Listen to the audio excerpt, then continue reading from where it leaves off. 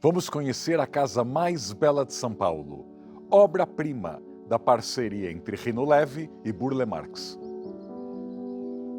A tecelagem Paraíba ficou famosa por fazer cobertores para o Brasil inteiro. A produção saía daqui de São José dos Campos. E o dono, o industrial Olivo Gomes, quis fazer uma casa de fim de semana onde ele recebia muitos visitantes e amigos, ao lado da fábrica. Ele ficava de olho na produção dos cobertores, mas tinha casa para trazer a sua família. E ele não economizou em criar a casa de fim de semana. Contratou um dos maiores arquitetos da história do Brasil, Rino Leve, que trouxe seu sócio mais jovem, Roberto Cerqueira César. Ambos convidaram o grande paisagista e designer e multiartista Burle Marx e ainda chamaram Francisco Rebolo, pintor, artista, para escolher as cores da casa. E o resultado é a residência Olivo Gomes, projeto de 1949 e que ficou pronto em 51.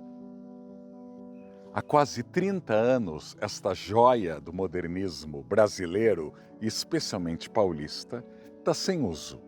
Ela está nas mãos da Prefeitura de São José dos Campos e, tirando um ou outro bissexto, alguma exposição pequena e de curta duração, está sempre assim, fechada. Não tem visitas guiadas permanentes, está trancada e tem até uns tapumes para algumas portas de vidro estão quebradas. Aliás, você vê aí feridas, cicatrizes, ranhuras nesse tesouro há muito tempo. Ao longo deste episódio, convido você a pensar em usos que poderiam ser feitos nesta casa, porque afinal, a melhor preservação é quando o bem histórico é usado.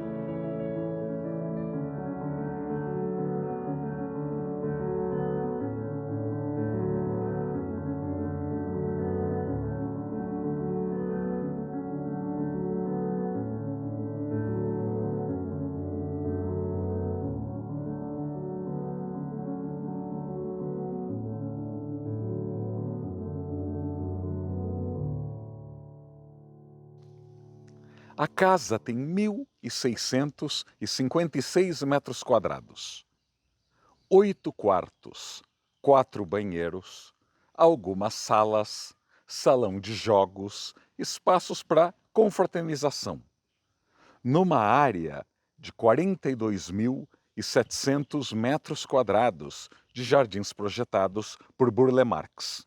Verde não falta.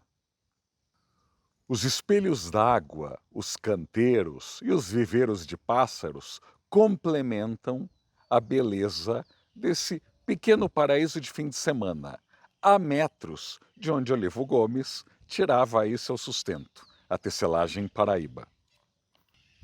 O gosto pelos detalhes, comum na arquitetura de Rino Leve, está presente em cada canto da casa.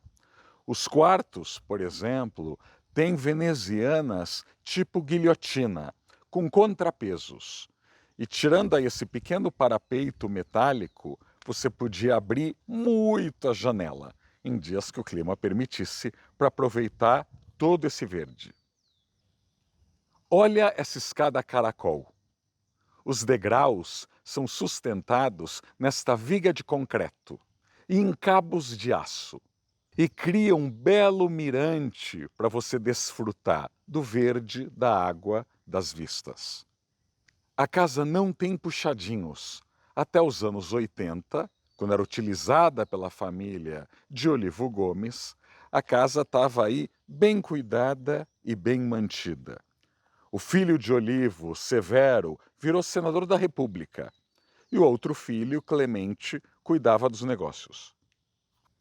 No interior da casa, hoje infelizmente fechado ao público, continua o gosto pelos detalhes, tanto na mistura de materiais quanto de cores. Aliás, algo que Rino Leve já tinha feito em seu edifício Prudência, na Avenida Higienópolis, em São Paulo, ele cria divisórias com armários que separam os ambientes. Para quem já cansou de casa modernista branca, tudo branco minimalista no Brasil, aqui há uma profusão ousada de cores. Renoulev e Burle Marx chamaram o amigo Francisco Rebolo para escolher as cores. Não conhece Rebolo? Rebolo é um grande personagem da arte paulista. Ele foi um dos fundadores do grupo Santa Helena, que reuniu aí grandes artistas da história de São Paulo. E ele também foi jogador de futebol do seu grande Corinthians. Então Rebolo nasceu na Moca, foi jogador e depois, já como artista famoso, desenha o escudo, a versão final do escudo do Corinthians, que existe até hoje. E Rebolo também entendia muito de cores e colaborou para trazer aí mostarda, terracota, azul, arroxeado e outros tons bastante incomuns na arquitetura moderna brasileira. Renoulev era um arquiteto total. Ele não fazia diferenciação entre arquitetura e decoração. Então, muitos dos móveis que habitavam a casa foram projetados por ele, como o sofá Olivo, que foi reeditado recentemente. Renoulev tinha 40 e poucos anos quando projetou esta casa, mas já era um dos grandes nomes do modernismo do Brasil. Ele já tinha feito vários dos grandes cinemas de São Paulo, como o Cine Ipiranga, o Arte Palácio e o Cine Universo. Tinha 4.500 lugares na zona leste de São Paulo. Já tinha feito o Teatro da Cultura Artística, na Nestor Pestana, no centro. Já tinha projetado prédios residenciais, a primeira sede da PUC, ali na Consolação. E, bom lembrar, quando ele era bem jovem, ainda estudando na Itália, ele escreveu um dos primeiros artigos sobre arquitetura moderna no Brasil, Arquitetura e Cidades, que foi publicado no estado de São Paulo em 1925. Ele era nascido em São Paulo, filho de imigrantes italianos. Nem toda relação entre arquitetos e clientes termina bem, mas esta foi frutífera. Olivo Gomes gostou tanto do resultado da sua casa que continuou contratando Renoulev e Burle Marx até para fazer galpão para as máquinas agrícolas de uma das fazendas da família Gomes. E Renoulev não era de entregar qualquer coisa. Em vez de um galpão careta, ele criou o galpão gaivota. E cada parte do galpão parece voar. Assim como a residência Olivo Gomes, também este galpão incrível mereceria usos mais criativos. A Casa da Cascata, projetada por Frank Lloyd Wright em 1935, é um dos símbolos do modernismo americano. Tem romaria de arquitetos, estudantes de arquitetura e amantes das artes em geral de todo mundo que vão para lá. Elas, para visitar, têm que comprar ingresso com uma certa antecedência. Farnsworth House, do Mies van der Rohe, idem. A Ville Savoie, do Le Corbusier, perto de Paris, também. São casas aí simbólicas, que acabam sendo conhecidas no mundo inteiro. Alguma diferença com a residência Olivo Gomes? Eu acho que sim. Nós não conhecemos alguns dos tesouros, dos maiores que nós temos. E por isso que elas podem ficar assim, vazias, sem uso, até meio escanteadas, porque ninguém se importa. O parque onde a casa fica até bastante bem mantido. Sempre que eu venho aqui eu vejo jardineiros, gente limpando, mas a casa, coitada, cheia de teias de aranha, e vocês podem ver com rachaduras e peças aí caindo, o que é uma pena. Aliás, o parque em si também é pouco frequentado. Está numa área pouco densa da cidade e apesar de todo esse verde, nem no domingo, eu vim alguns domingos aqui, está sempre mais ou menos vazio. Imagine se mais gente conhecesse esta casa. São José dos Campos é cheia de condomínios fechados. Aliás, como o estado de São Paulo inteiro. E todas as casas têm aquela carinha de clínica odontológica. Não parece casa, não parece clínica, é apenas aquele caixotão sem charme algum. Conhecer bons exemplos tem um poder pedagógico, eu diria terapêutico, diante da feiura de cidades até ricas, como São José dos Campos. No caminho para cá, você vê tudo que não deveria ser feito pelo mercado imobiliário, pelo poder público, e haja asfalto, e haja viaduto para uma cidade média.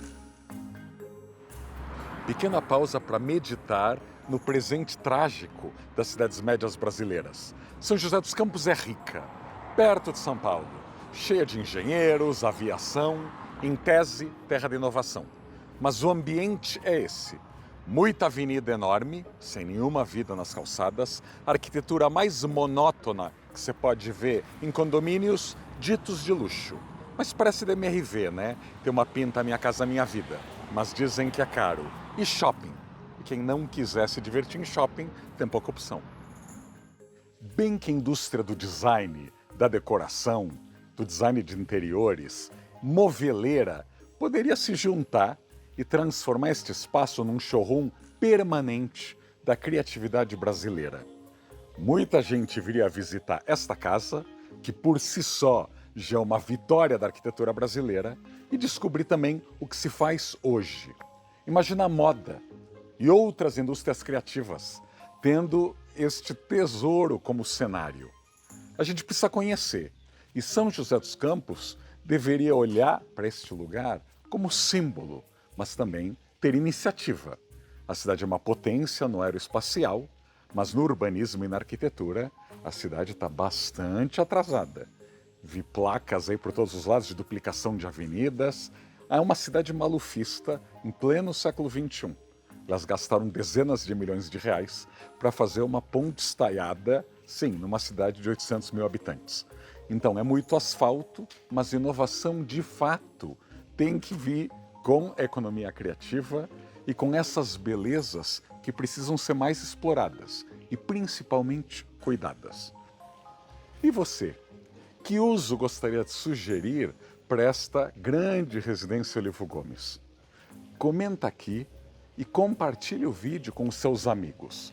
Que mais gente venha conhecer, que mais gente se irrite como eu desse espaço estar tão subaproveitado e que tenha essa pressão para que a gente de fato defenda o patrimônio histórico importante do país. Muita gente só defende a casa da esquina, mas como vocês podem ver, esta casa não está numa esquina, está num parque desenhado por Burle Marx.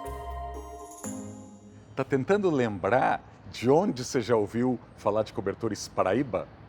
Tinha uma musiquinha muito famosa, os mais velhos devem lembrar.